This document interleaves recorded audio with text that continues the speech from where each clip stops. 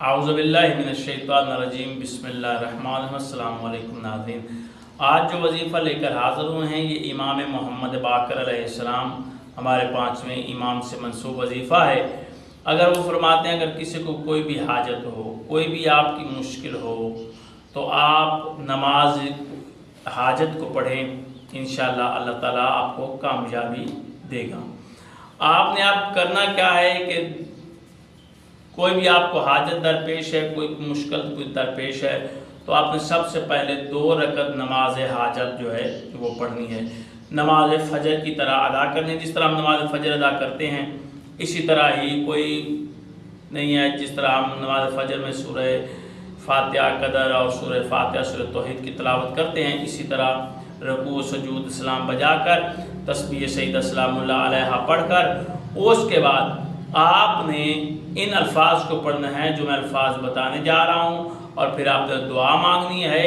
انشاءاللہ آپ کی جو بھی حاجت ہوگی امام فرماتے ہیں کہ وہ چند دنوں میں آپ کی حاجت پوری ہو جائے گی۔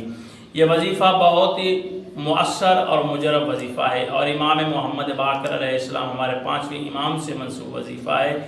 تو امام فرماتے ہیں کہ جب بھی کوئی حاجت پیش ہو نماز فجر کی طرح 2 رکعت نماز حاجت ادا کرو، یعنی کہ نماز حاجت کی نیت سے آپ نے نماز کی نیت کرنی ہے۔